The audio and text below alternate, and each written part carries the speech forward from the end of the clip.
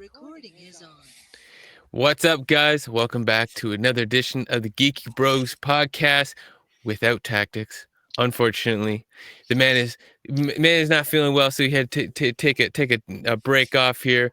But not COVID, don't worry. Hashtag not COVID. Hashtag not COVID. Oh, for sure. Yeah, I'm just Darcy, and over to you, my friend. And this is Big Geek Umar. How you all doing today? Well, how you doing, Darce? I love how you speak to the audience and then just end up speaking to me. It's a funny transition. Interactive. Exactly. It's like they're there. Are they? I don't know. So what do we got on the agenda today, man? Well, seeing as how is the Mandalorian is about to come out Friday on Disney Plus, I figured that's it, Friday. Oh, I haven't been paying attention. Oh, you see my excitement just lit up. live reaction, y'all. Yeah. Yeah, so it's totally going to be this Friday. So I think the first episode is coming out, and I think they're going to do a week by week situation. Yeah, so 100% doing week by week. That week by week is like the Mandalorian proved it again, like going back to like Game of Thrones and movies like that or shows like that before. Week by week, when you got something good, gets people talking, keeps people talking. So a lot of people are going to start doing that more. Yeah, because I think Amazon, they kind of took the brunt of the COVID style, because when they did like the first 3 episodes of The Boys and then for season 2, and then they just like did week by week after that, like people were blasting them after that. But the creators were like, guys, look, you either do like we put all the show out, and in a month we have all this craze, and then we don't, like, for the next year no one talks about it. However, if we do it this way, you guys talk about it for like 3 to 6 months. Yeah. You know, the thing is, like, I actually like what they do with The Boys because they gave you 3 episodes, and I just wish it was a longer season when they did that. But Yeah. I think there's something really beneficial of giving you 3 episodes. You get a little of the binge, and then you get really hyped, and you also get enough of, our three episode rule, like to find out the show is good. It's like 3 episodes to find out how much you are going to love the season, right? Because I feel like the second episode was weaker than the first and the third, and not that it was weak. It was just like the first was like, oh my god, the second was good, and the third was like, oh my god, again. And I feel like giving you 3 like that gives you that ability to really be hyped for the remainder of the season, and you don't have like an off week in your first weeks, Yeah.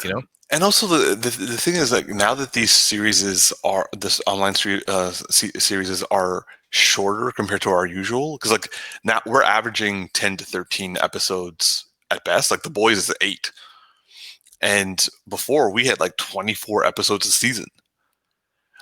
So now they have to be a lot more concise and a lot more put together, and it's like that's why these shows lasted a year. Like they could do like 2-parters, and people would be watching all year round, and then like a couple of months later they'd go back to watching them all year round. So I actually, so I'm hella excited for the Mandalorian. So excited.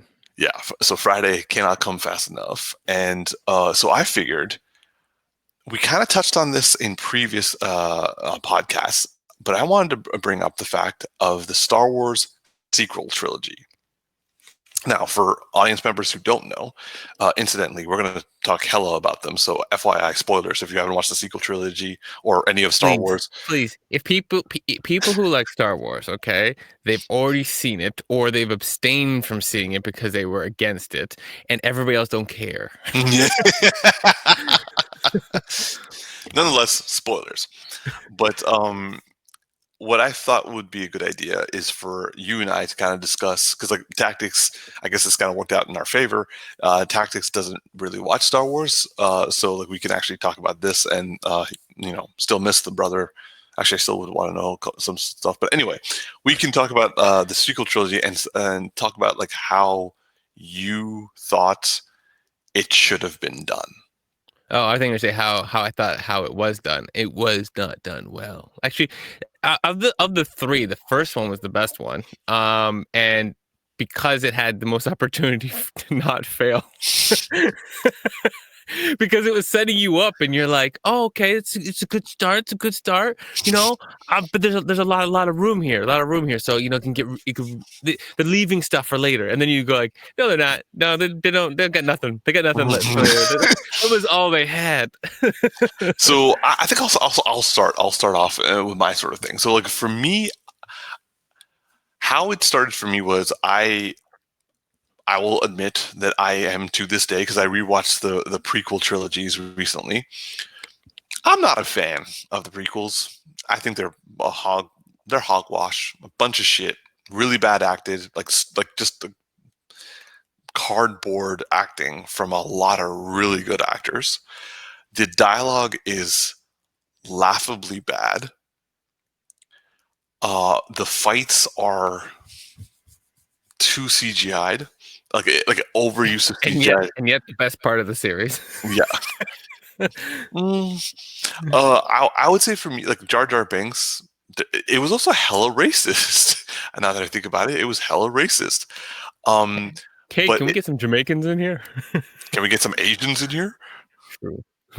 Like the Trade Federation and also like the Gungans. I was like, you guys did not like George Lucas. Come on, man. Yeah. I would say the only thing it did well was the lightsaber fights in the first movie and in the third movie. I hated the lightsaber fights in the second movie. Except for when Yoda got his lightsaber out, that was pretty dope. Yeah, I mean, the whole Yoda part was just ridiculous. Yeah, Actually, though, I will say that I really liked from the prequel series is the moment that like Anakin gets cut down, and I don't mean that to be like negative about like, oh, cut down that actor, but I mean like that moment actually was like, it was good and it was hard to watch, and there was emotion in it, and like as much as we hated Anakin by this point, and his motives for getting to that moment it didn't work for me. nope. That actual moment and what Obi-Wan Kenobi's half of that really was holding that together, and then it was like that moment, like just was like, oh, this got real. I'm like, too bad the rest of this wasn't as real as this, but No, like Ewan McGregor, like that man tried his best, and I would say like because of his like style, he was able to play along and then bring his A game. I still don't understand the high ground. I don't think I'll ever understand the high ground. Where I'm like, dude, you're on a beach. You literally just needed to go down down the lava, and you could have just hopped off.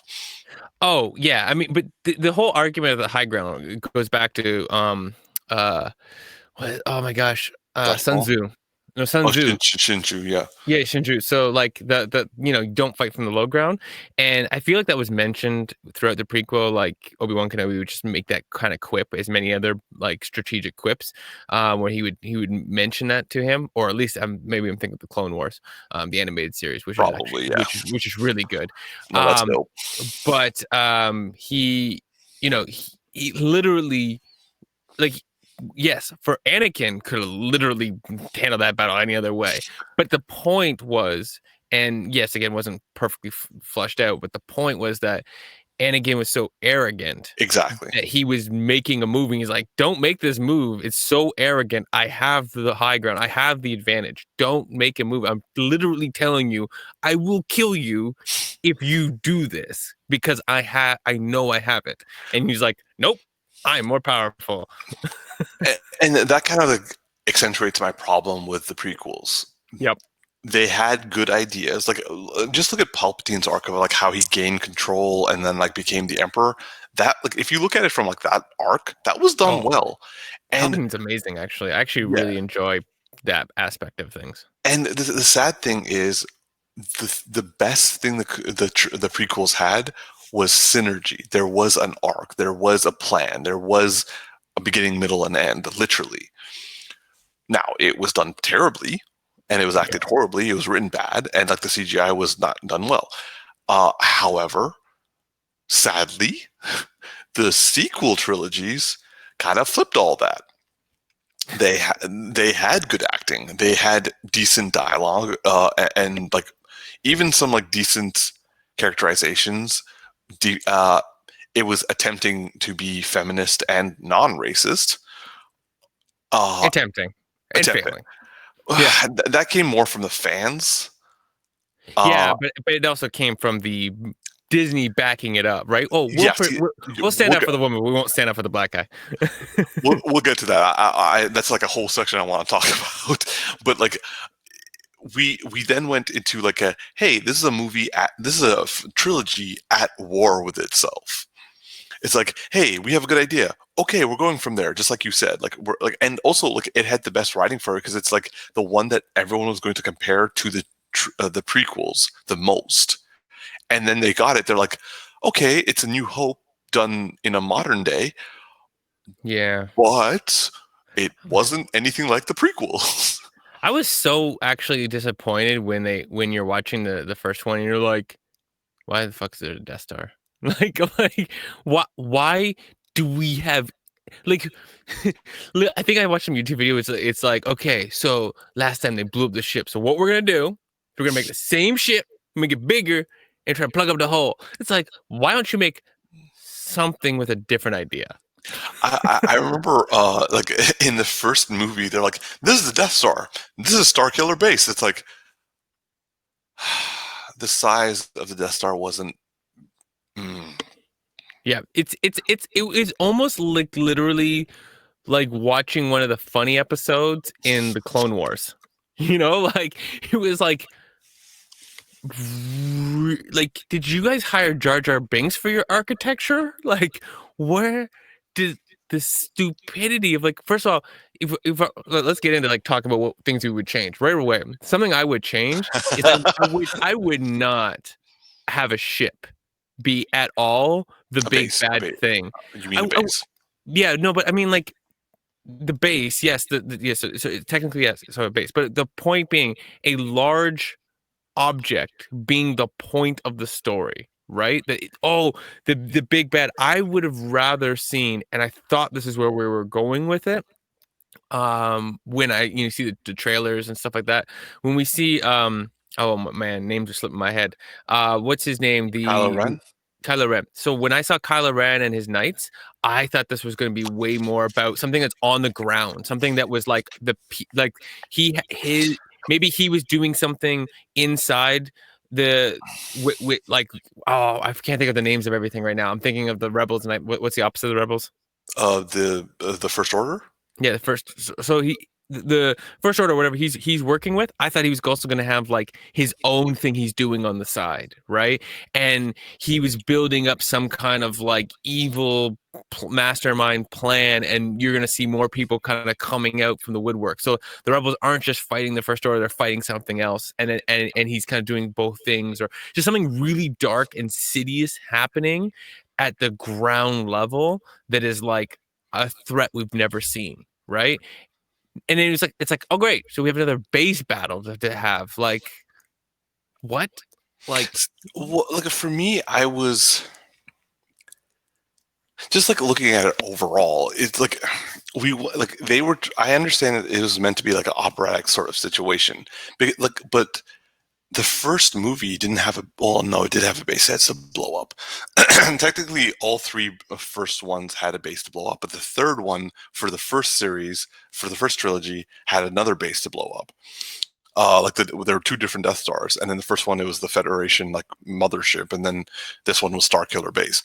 And I'm just like, okay, if you want to make it like a repeat sort of situation, but I agree with you. Why was Kylo Ren just kind of like he was I wanted more Knights of Ren because yeah, like why wasn't that his like he was the enforcer, he was the second in command, he was like the defender of the kingdom sort of thing, and so like the Knights of Ren were kind of like his hardcore bodyguards that you had to get through.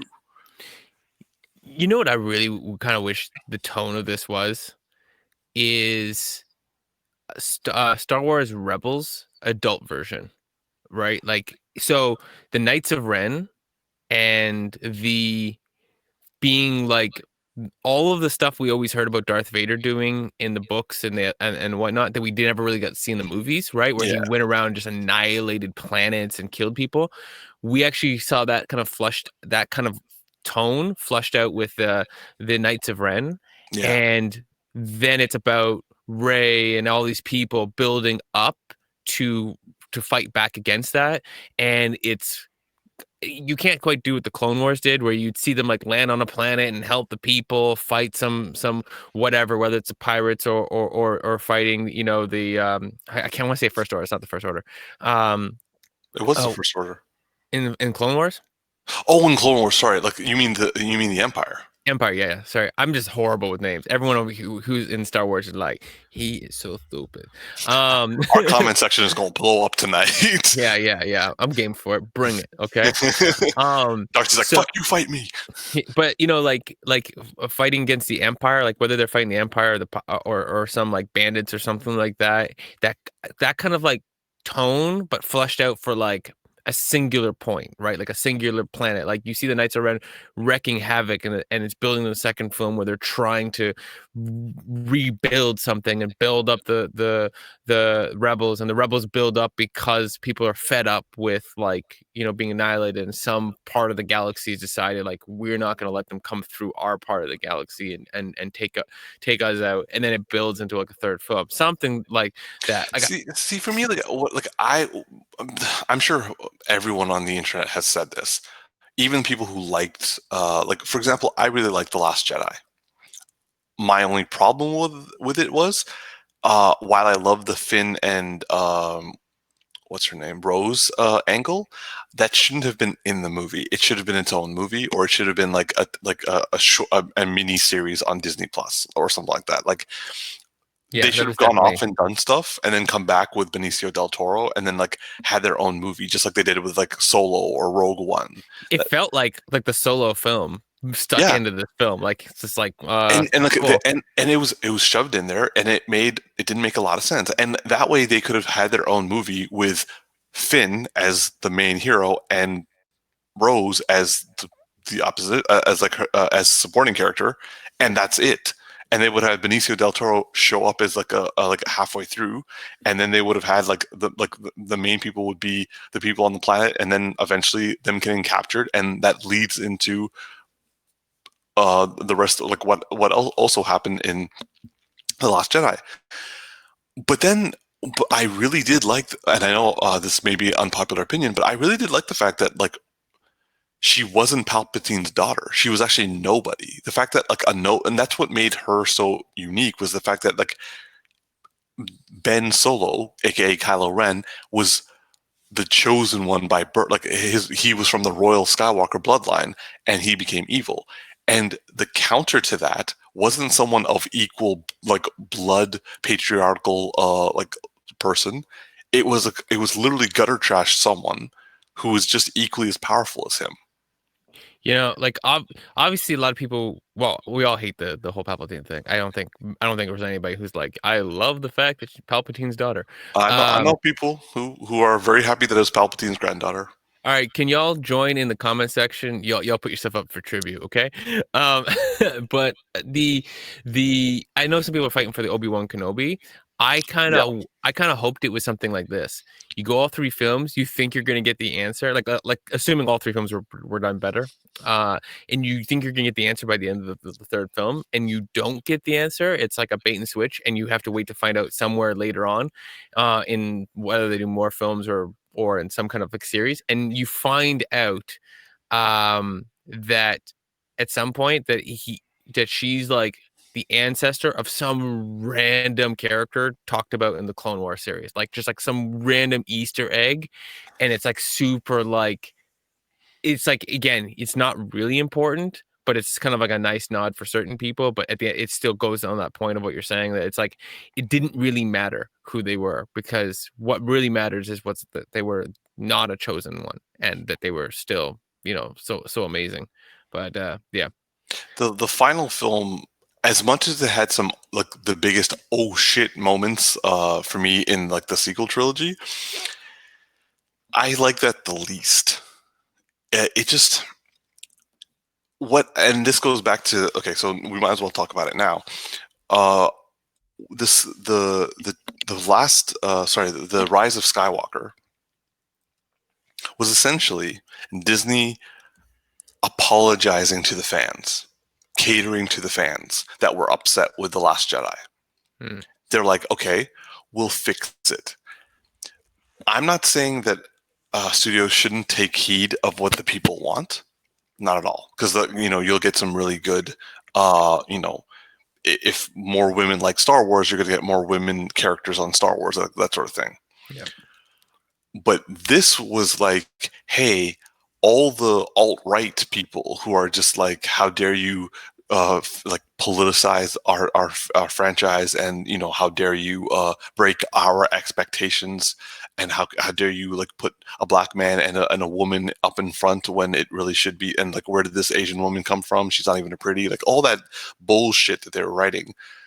Disney was like, oh, okay, let's undo all of that. Let's randomly make her Palpatine's daughter. Let's rush that in to the point that it didn't make sense at all.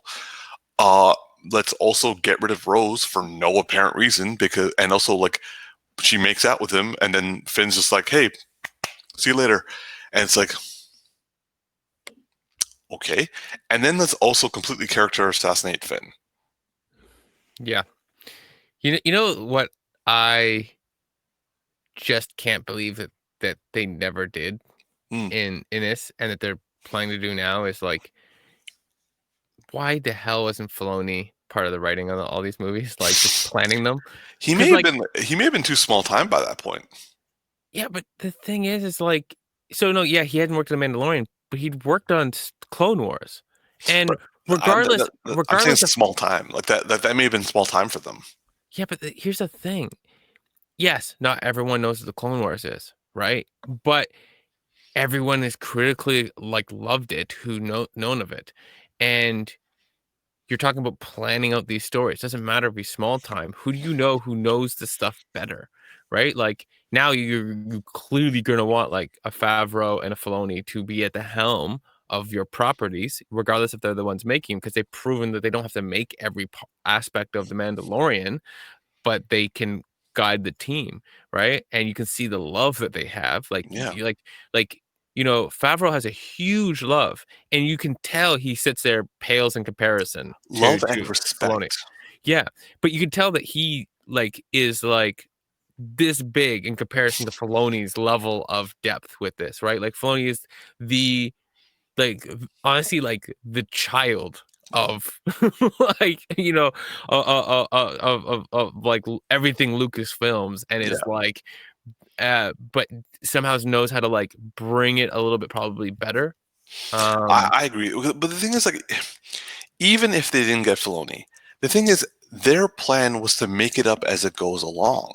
Yeah, I know. Even if you just stuck with J.J. Abrams, you should got J.J. Abrams to do all three, not one. Don't write one, write three. Or look, just have J.J. Abrams write, or whoever wrote it, like, just write all three of them, or Yeah. have a vision of what you want it to be. They literally threw in Rian Johnson in there, and I actually really like Rian Johnson, and I feel really bad for him. He's a guy who, by nature, subverts expectations. If you're going to, it's like hiring Alfred Hitchcock, and you asked him to like do a movie in a franchise, and he makes it into a horror like movie of the franchise, and then you get mad at him for scaring your audience members. It's like, well, what do you expect he was going to do? Yeah, don't hire them on their name and then ask them to do something totally different, right? Like, you don't hire a musician to make music that like they just don't make. Like, even if like they can stretch themselves, you gotta know that, like, why you ask them to blend, right? Like, if you look at like Aquaman with James Wan, am I thinking, remember Yeah, that correctly? yeah, He, like, they brought him in and he wanted to make this action kind of Fast and Furious mixed with horror kind of thing, and he found a way to put horror in there. But it's like, you don't ask him to go just make something that doesn't include those factors, yeah. because that's what he does. Like, he can stretch, but it's stretching. It's not just be a completely different person. It's like Aladdin. They got Guy Ritchie to do it. I was like, Yeah, yeah. So I want to slide into the prequels for a second, because go. I've watched a lot of theories and stuff like that over the years. And one of the things that like really stood out for me was that like the prequels could have been an amazing series, but they popcorned it. And so what I mean by that is, Popcorn is such a mild term for what they fair, did to it. very fair. The thing that for me that when I heard this, I was like, especially when you watch like Clone Wars, you get more of a hint of this, is that they tried to make this very, very much a good versus evil. But they really should have made this whole story, and it's almost as if they were doing it and then they edited it out. Someone Mm. was like, analyzing, like you could just have edited this differently, and even the what's his name's performance, who did Anakin Hayden, Skywalker, Hayden Christensen. would have actually it portrays differently when you edit it differently, which is to be that it should have been that it's not good versus evil. The Jedi weren't good. The Jedi and the dark side were both wrong. And that the whole point was that Anakin Skywalker was supposed to balance them. So the point being that when he said he was supposed to balance, like the Bring prophecy balance to the Force. bring balance to the Force, is that it was that the Jedi were out of balance because they were overpowering the dark side, and that it wasn't that and they weren't doing it right. Like if you think about it, they take children at a young age and bring them into a cult and force them to follow a very specific religion and and uphold these like ideals, right? And that's not really a positive thing. And Anakin Skywalker comes in and he's older than he's supposed to be, and he has emotions that they specifically try to make sure they don't have, and they bring him in because of power, which is kind of a greed based thing, right? Like, oh, he's a chosen one, but really they're taking him because he's like more powerful. Otherwise they should have rejected him, right? Because he doesn't follow their rules, because those rules can indoctrinate people into a specific mindset. And if you had told it more of a story where Anakin Skywalker is distrusting and you make the audience distrust both sides, the Jedi and the dark side, then when you build up to this inevitable breaking everything down, you should feel conflicted, not, oh my God, he destroyed everything that was good. And, why would he do that? I can't believe it. Right. Which could be a good way of telling the story if you do a good job at it. But I like the idea of saying that they're both wrong, and bringing the balance was to destroy the foundations of how everything was set up. I like it. I like that aspect of like they were both wrong. I think personally, I would have gone about it a slightly different way.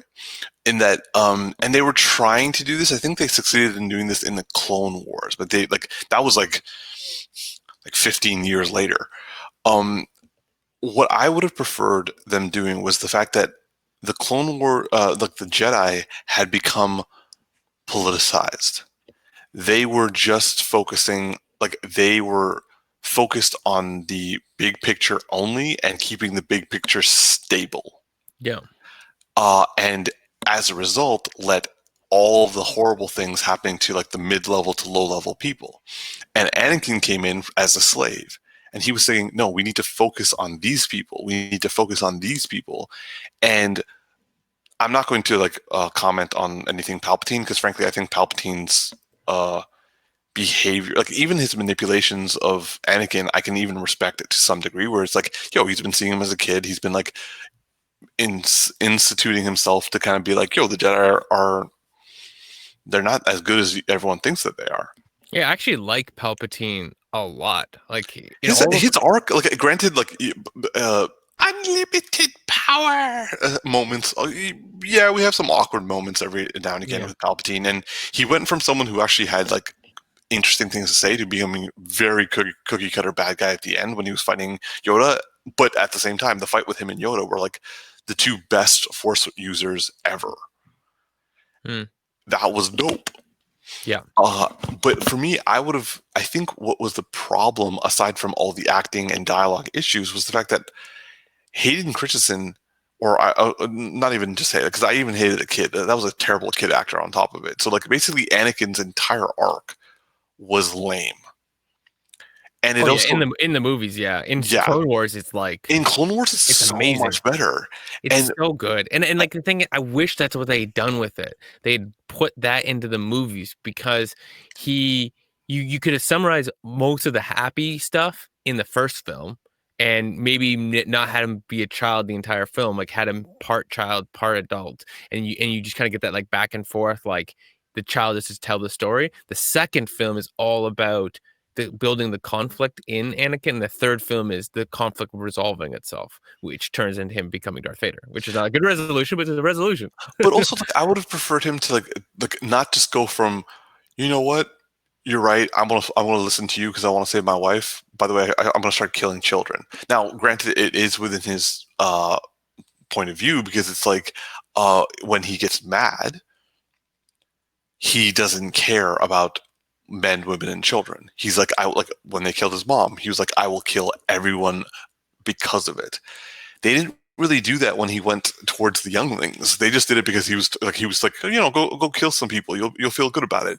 It wasn't like he didn't want to seek vengeance against the Jedi. It should have been that he felt betrayed by them and be like, I'm gonna go wipe out everyone because they are toxic. He just said the words. He's like, from my point of view, the Jedi are evil. But you're just like, what are you talking about? They weren't, and like you just think that Palpatine told you that they're trying to take over power, and you believe him, which makes it possible that one day he'll be like, oh wait, they weren't trying to do that. Oh, he fooled me. It's better not to be fooled. It's better that he was actually made to see that the Jedi are the problem and that the Empire is the only salvation. It wasn't so if they focused on his wife too much. It should have been that the fact that he was like, the Jedi are making things worse. They're not listening to me. Grievous is just the beginning. He's going to be a perpetual problem because the Jedi are this way. The Senate, the Republic is this way. Palpatine is the only person who wants to save everyone. We have to wipe away every single person of the old world because they're going to stop peace from happening. That's a point of view where it's like, I have to kill these people. They are purposely trying to destroy harmony. So I want to go back to the children part because it's a very smart plot device in terms of making you want to believe Anakin's evil the second he kills a room full of children. You immediately are going to be like, yeah, that motherfucker's evil now. But I kind of wish there was one of two scenarios that kind of actually played out as to how they made that work than the way that they did. Because like you said, it's just kind of like, okay, I'll go do it. Yeah, kind of. One is the easy way of doing this. Easier way is that he's wrecking havoc and the children find out for whatever reason, and they either do one of two things in the scenario. Either they stand a defense for something, or they go on the offense against him. And so he's ultimatum into fighting them. I want the conflict in him of fighting the children.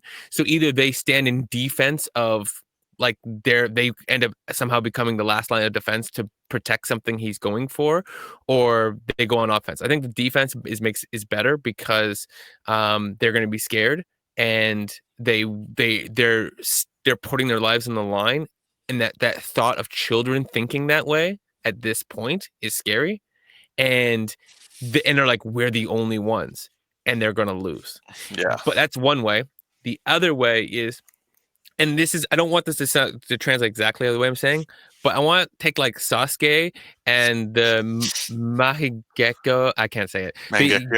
Mangekyo, getting the eye. So I don't want to translate into the idea that it's about getting power. Like he has to kill the kids to gain a specific level that he's going to turn into. Not that kind of way, but something where it's the ultimatum of like, maybe Palpatine infects him with the idea that saving his kid requires that sacrifice in some kind of way, where it's the conflict that Sasuke dealt with, where he's literally erasing the bond that matters to him to get the thing that he needs.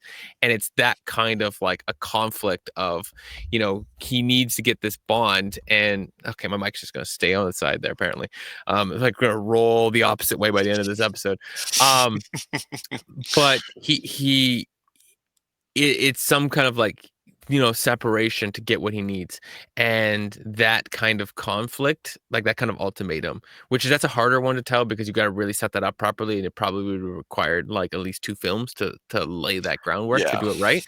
So the other one's the easier one, but I instead of just like walking in, the kids are like shocked, which it makes sense. He had no strong motive, whereas if he was just destroying the adults and the kids step in between, then he goes back to what you're saying. He has no, like, he'll do whatever he takes, and they forced his hand, and you get to see the conflict of you get to see their fear and his conflict of the decision where he's like he says something and they're like they stand firm and he's like okay. Yeah. And then it's like that kind of like, ooh, that I feel like would be stronger than just him walking this room and you're like, he's not gonna do it, is he? Oh my god, he did it. Yeah. Yeah. So now I kind of want to transition a little bit and ask, are there other movies or other franchises that you believe could have been done better? Um, yeah, I know I messaged you a couple before this, and I'm literally blanking on what they were. I Oh wait, remember. Okay, yeah. go on. Well, I know one right out the gate that you love is Batman versus Superman.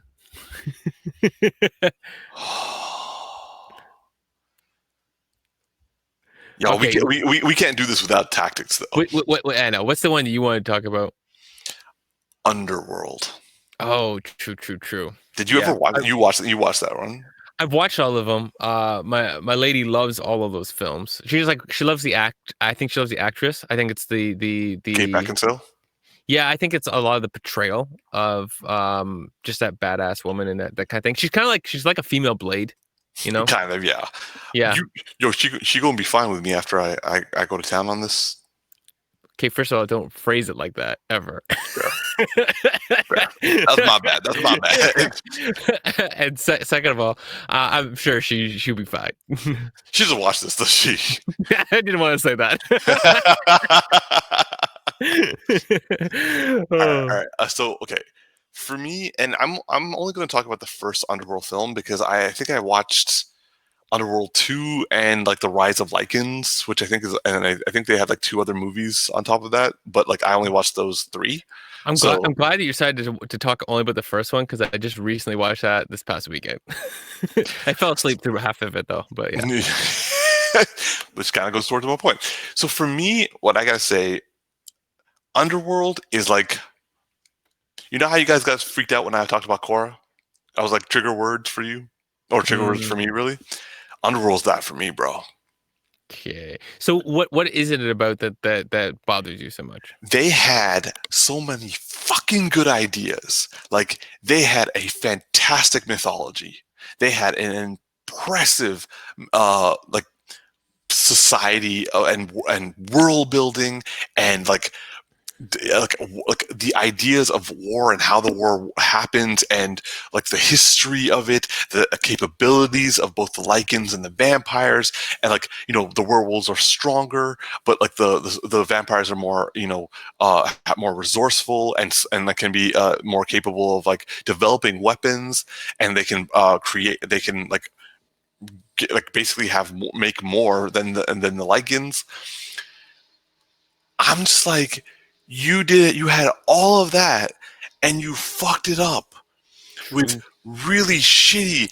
Like you focus on the like. I know they're trying to do like the Romeo and Juliet of the Lycan and stuff, but that didn't work.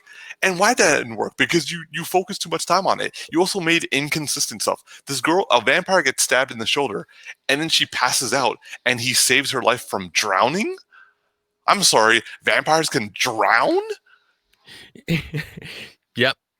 Yep. Uh, and then on top of everything, like you have like some really like I appreciate the fact that they're bringing in like other European actors and actresses, some of them be hella hot, uh, into it. And don't get me wrong, Victor was badass, and I even liked the fight at the end where it's like he's century like thousands of years old, and the older you are, the more powerful you are, and this like newborn like hybrid.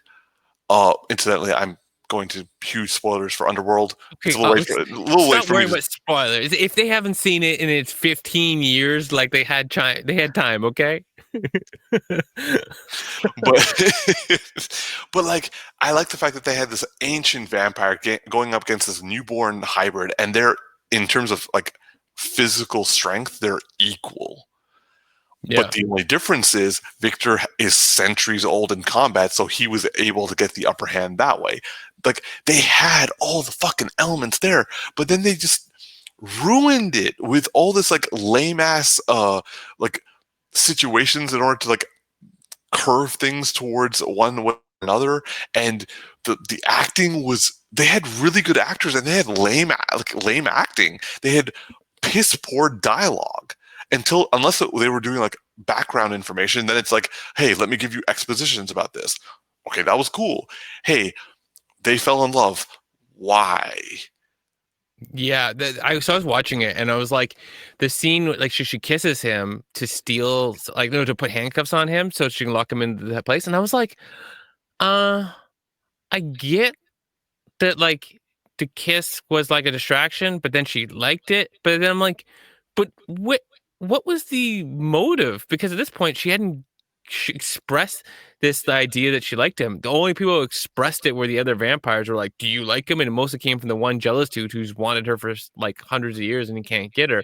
So of course he's gonna say something like that if he's that thirsty. But like, well, it's kind of like, it's like, the guy who or the girl who was, she's like, hey, that you want that other person, you're like, maybe I do. It's like, Yeah. it's like, never The, thought of it until now. Like, the love story made no sense. Like it was so forced in there, and also some of the like political backstabbing that the vampires were doing also didn't make a lot of sense. And like she's supposed to be this hardened like hunter, and she's just acting really randomly. And I know granted she has like this thing where like Victor has my back no matter what. And I did like the fact that we were feeling sorry for the vampires at first, and then it's like, wait, actually the vampires suck, and yeah. the werewolves were actually pretty awesome. But it, just the direction was done really poorly. The fight, I did not like the fight sequences at all. Mm, And they were trying to be the Matrix, but they weren't. yeah.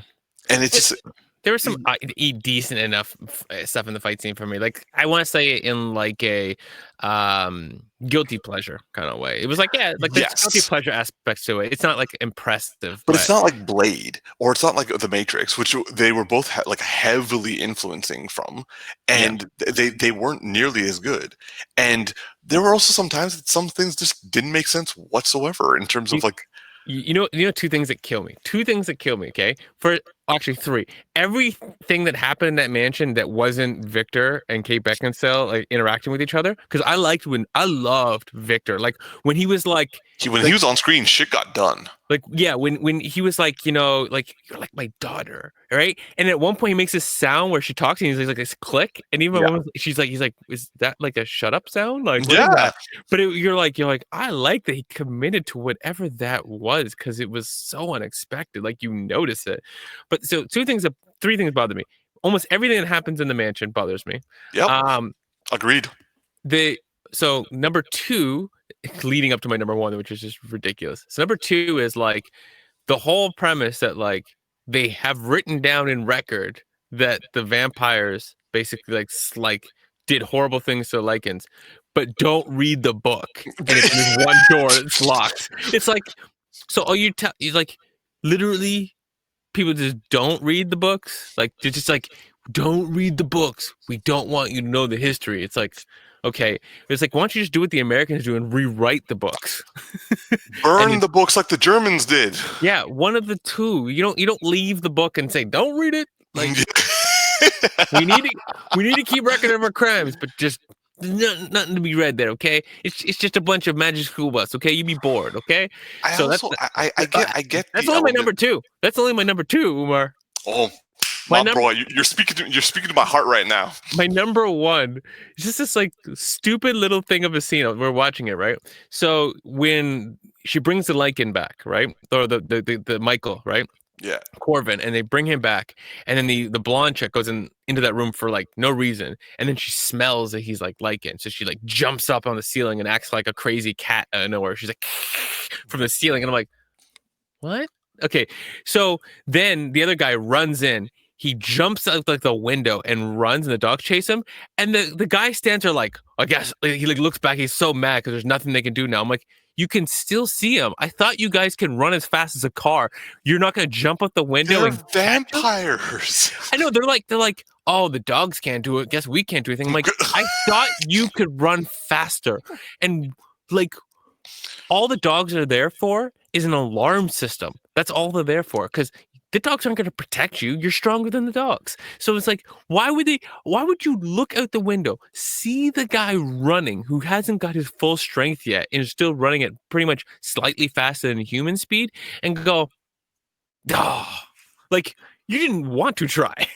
Also, like that scene in the back of the car when the cops have him like sedated and he's like transforming. They let him transform. They turn up the music, and then they turn around and be like, "Oh shit, he's transforming." I'm like, Yeah, it's like they did kind of say it, but they definitely didn't make it clear enough. They were saying that like they thought they had more time, right? Like they thought his transition would be slower, and because I guess he's hybriding or whatever, like his transitions faster than they anticipated or whatever. It's like they were planning for it, but they didn't articulate it well. ugh, it's. Ugh. How about you? Do you have any suggestions you want to throw out there? Since we said it, the latter half of Blade, yeah, pretty much all of that. Like I like aspects of the third one. I like the whole Dracula, like I like him fighting Dracula. I don't necessarily like the everything that happens in the film, but I like the fight of him and Dracula.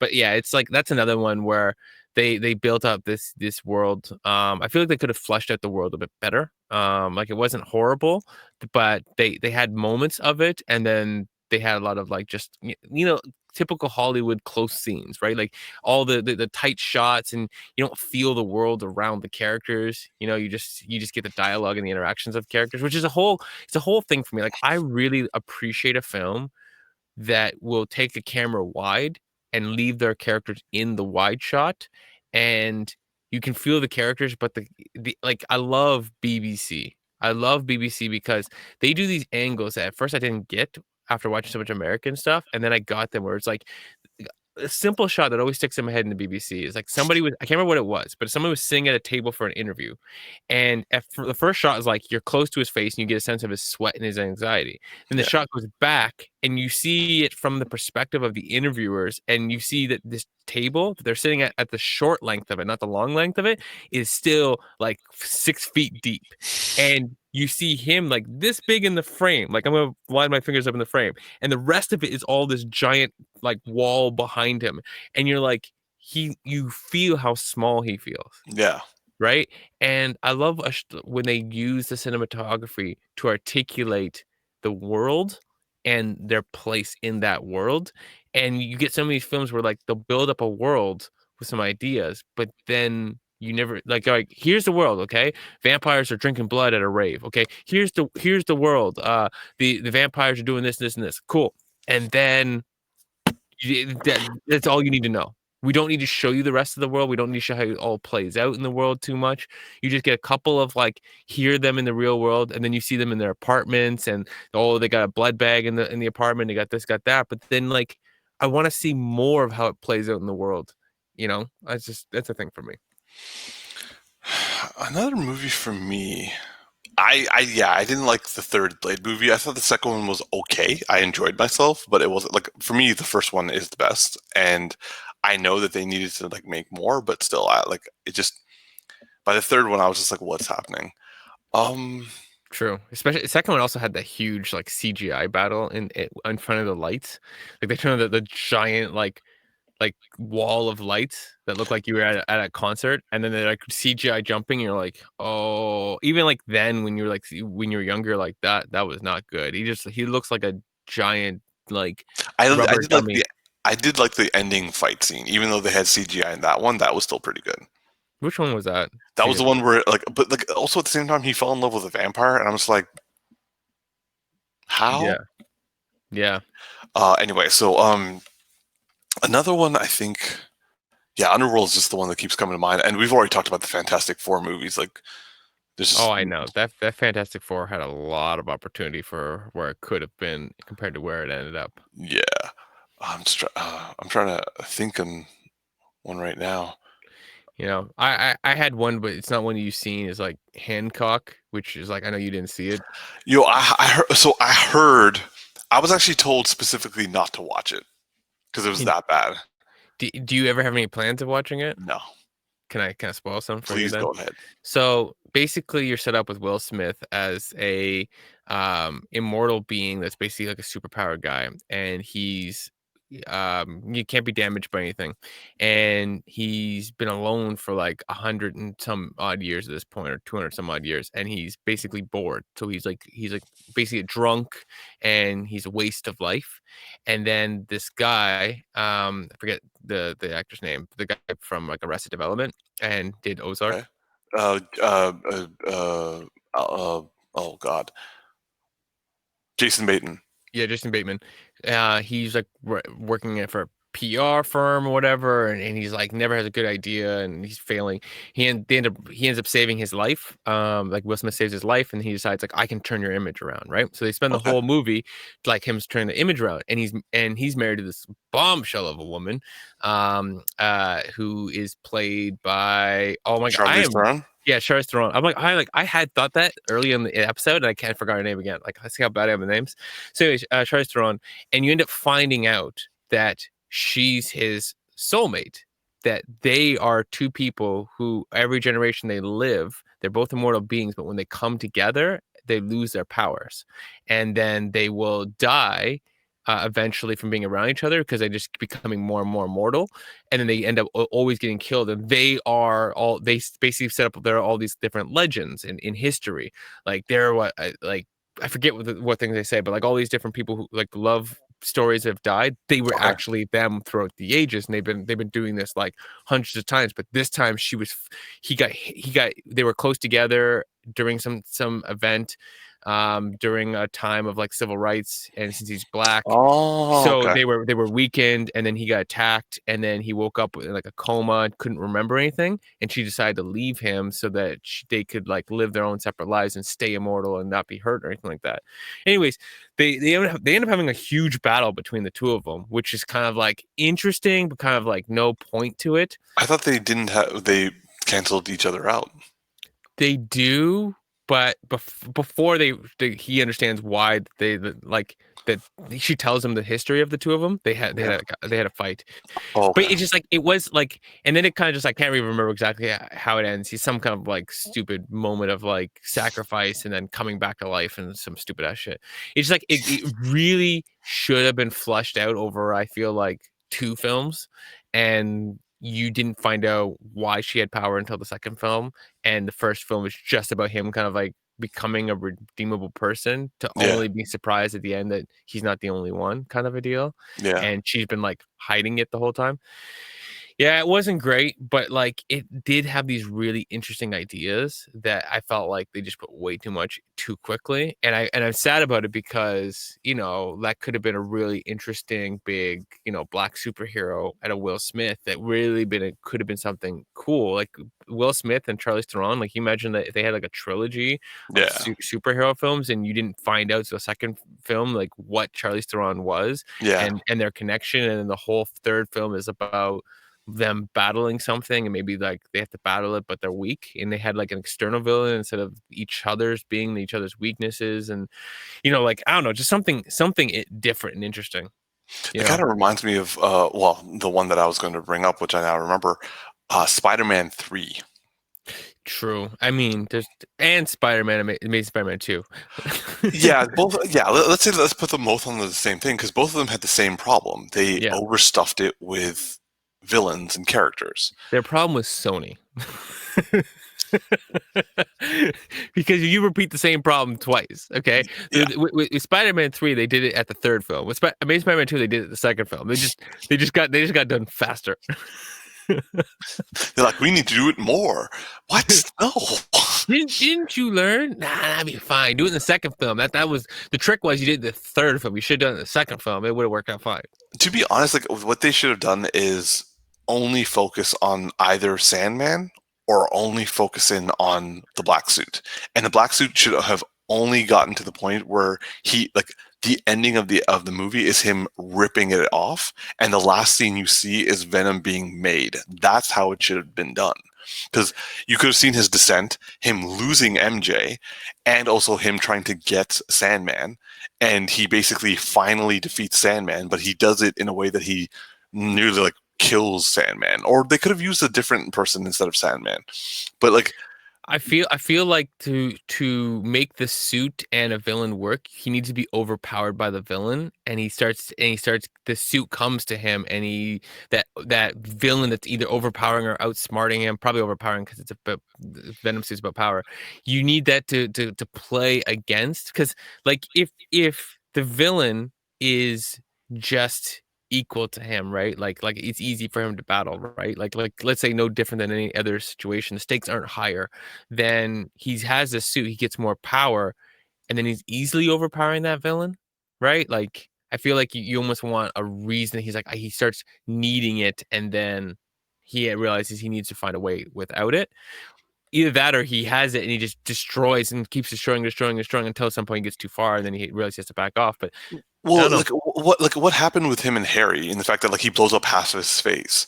If Harry was actually the main villain of it, and the fact that he attacks Peter in the beginning, and then he loses his memory, but then he regains his memory, and then he starts messing with Peter, and is the reason why like even cheats, makes Mary Jane cheat on Peter with him, and then the two of them have this big slugfest with him like in the black suit, and like Harry actually has learned from their first fight and actually has become more like his dad, and he blows him up because of the suit. Like it was like a reflex to like kind of like return it back to him and blow him up. It's like, I gotta take this off me. Like seriously, Yeah. no, get off me, get off me. Yeah, I guess you could do that, and then you could have a bunch of minor villains that just keep Yeah, building Peter's ego in terms of multiple battles that he has, where he just like, oh, I yeah, need this, oh, I need this. It makes it so much easier. It's so much easier to get home to Mary Jane, blah blah blah yeah. blah. So, yeah, I could definitely go with that. Though the one thing I would definitely keep in the film is the musical sequence. Yes, we need the emo dance.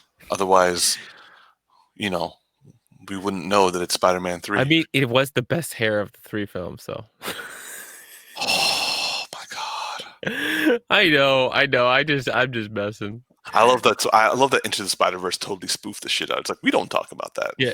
It's like I almost as a kid I kind of enjoyed that scene though. Like I like did there not. there there was something like almost cool about it, but it was like It was not for me. I didn't like how it started. Then by the end I was like I kind of like him cool, but I don't need any of this. I'm talking like a child though. You're like I almost like this, but why is it here? You damn kids. Exactly. Yeah, I know. I don't know that there's still so many more films. We could do a whole other episode Yeah. talking about this. Well, I also want to know what Tactics would have said, so we'll try to get him back. Hopefully, he's recovered by the end of this one. Maybe we'll do a BVS kind of episode. Yeah. Exactly. All right. Well, I think that's it for us. This has been another edition of the Geeky Bros podcast. I am just Darcy. And this is Big Geek Umar. Live long and prosper, you all. And like and subscribe. Thanks, guys, and have yourself a good day.